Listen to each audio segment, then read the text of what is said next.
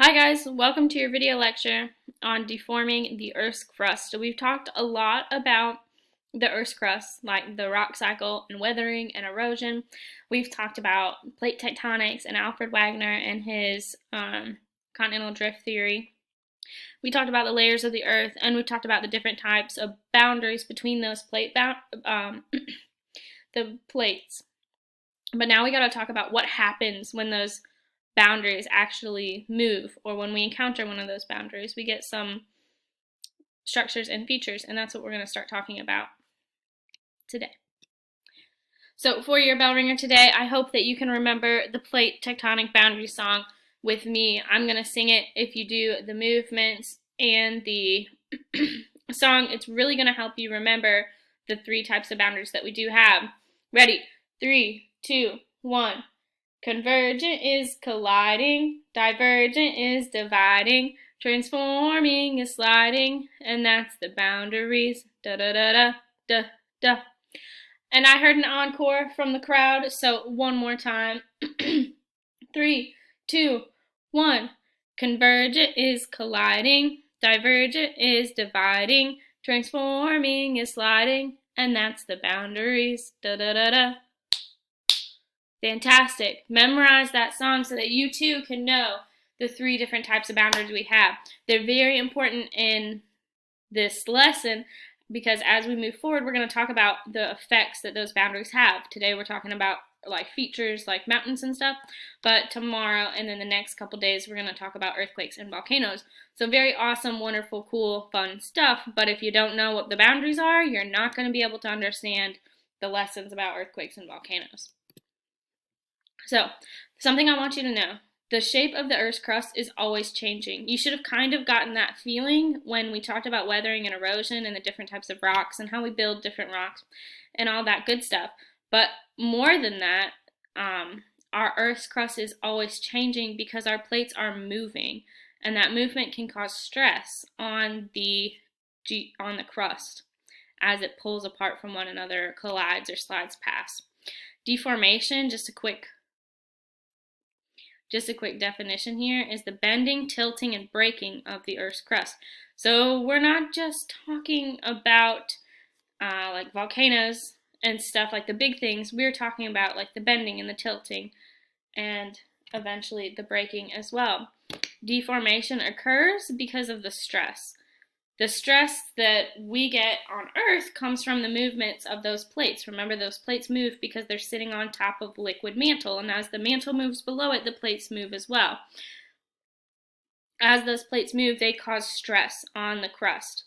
That's what causes the deformation. And certain kinds of stress will indicate or change the Earth in certain types of ways, and that's what we're learning about today.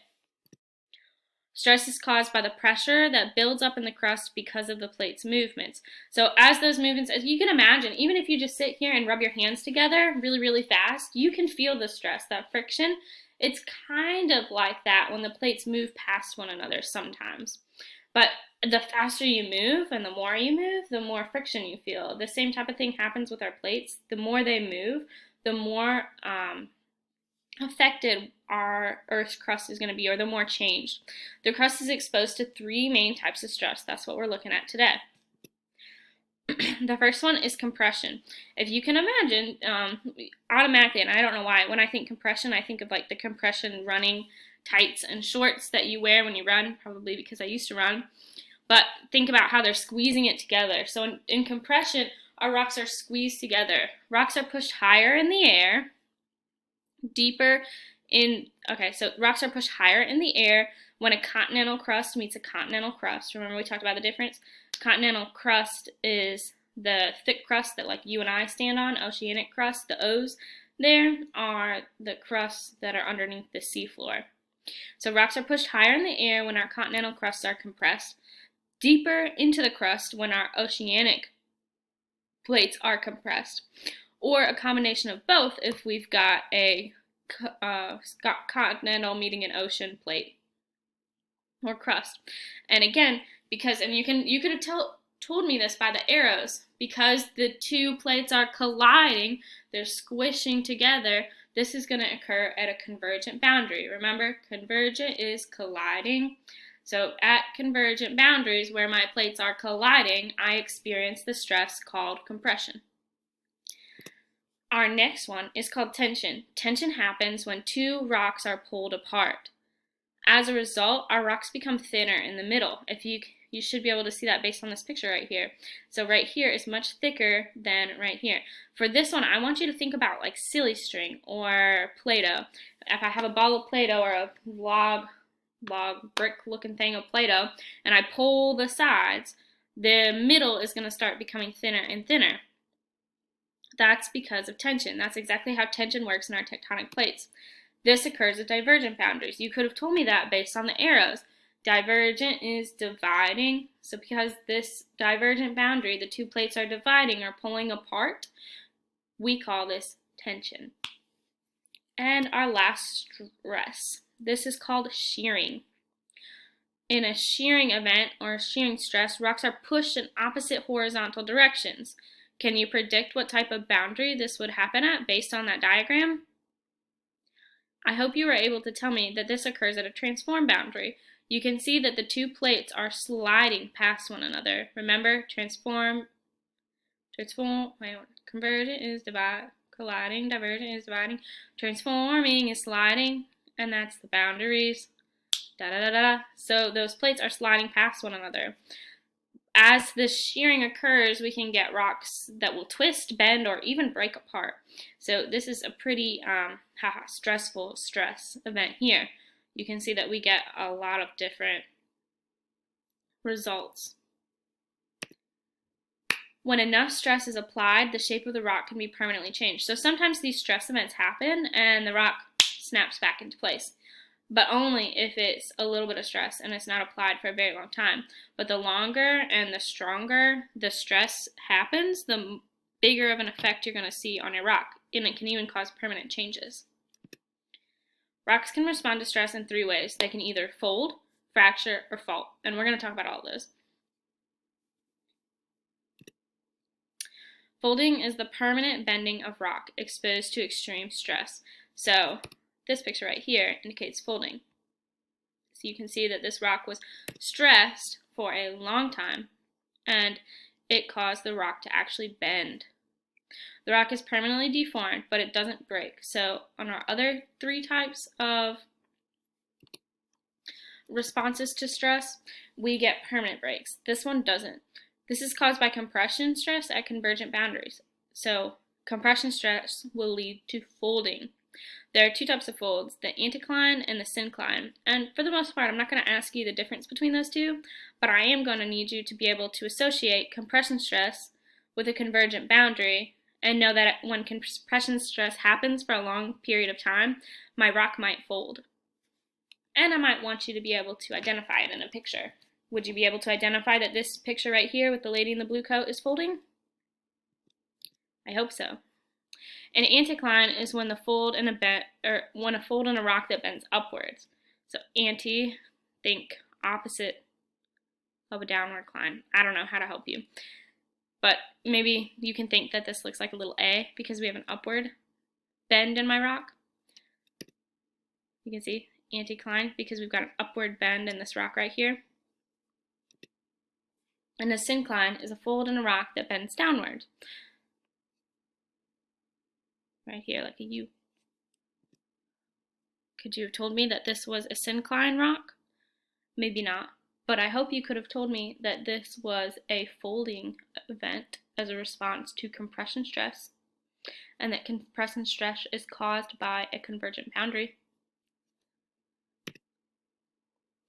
A fracture. So our fractures, the second type of response to stress. Fractures are when the rocks break, but the rocks on either side of the break doesn't move. So we've got a break, but we have no movement at all. When we look at fault, we've got a break, but we've also got movement. So the key here is that it breaks, but it doesn't move. So you can see these rocks have broken here and here and all over, but they don't move. A fault, on the other hand, so if we go back to our original picture right here, you can see that we've got a fracture right here in our rock. But if you look at the different layers, it doesn't look like any of these have actually moved, so we call it a fracture. A fault, on the other hand, we have a break, but one of the rock moves or slips on the other one. We'll look at some more pictures of those. A fault is when a rock breaks and the rocks on either side of the break do move. We have 3 different types of faults, if I'm not mistaken. And we're going to learn about those 3 because they're pretty important. But remember here that a fault happens, or a fault can be identified by the movement.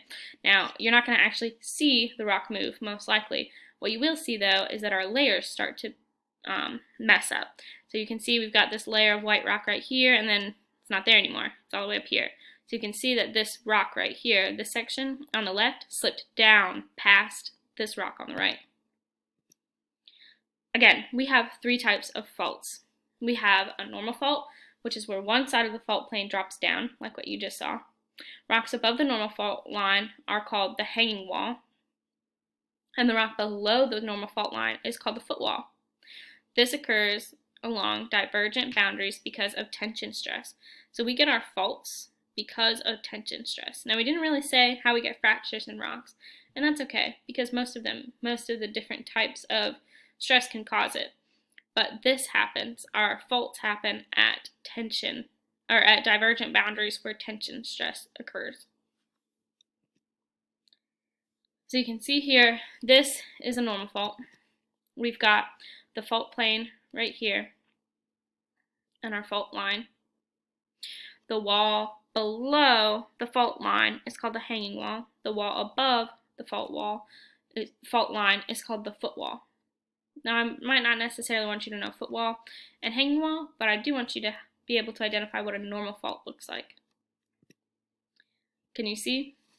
This is very similar. You've got the different layers of rocks, and you can see that this one has slid downwards, while this one remained in the same place. A reverse fault or a thrust fault is when one side of the fault moves up instead of downwards. So the hanging wall is up and the footwall is down. This is the opposite of a normal fault. In our normal fault, we had the hanging wall down and the footwall up. This occurs along convergent boundaries because of compression stress. So while the first fault happened because of at a divergent boundary because of tension stress, the reverse fault happens because of compression stress at a convergent boundary. So you can see here that my hanging wall here is up, and it has moved up because the stress is moving inward, and my footwall here is down. You can see it here on the map as well, or not the map, on the slide here as well. Again, thrust fault is the same as reverse fault, so similar thing happening here. This one is moving up instead of down. Again, up instead of down. You can see this distinct brown layer right here, which would match up with this one right here, so it's moved upwards. And lastly, a strike-slip fault. This is when rock on either side of the fault plane slide horizontally. These occur along transform faults because of shearing stress. For example, our San Andreas fault in California is considered a strike-slip fault. It's too many S's for me. So you can see while the other ones are moving horizontally, or vertically up and down, these ones are moving horizontally. And again, they're called a strike-slip fault, and they look very different than the others. The San Andreas fault right here is right here. And it happens because the North American plate is moving downward or towards Mexico, and the Pacific plate is moving in an upward direction. And that causes a lot of shearing stress.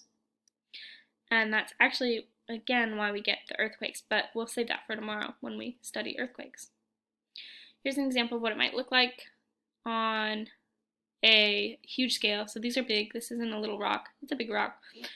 You can see right here, I believe, is the fault line.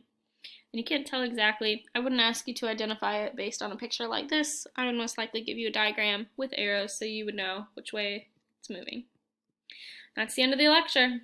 Turn in your notes and have a fantastic day. Email me with questions.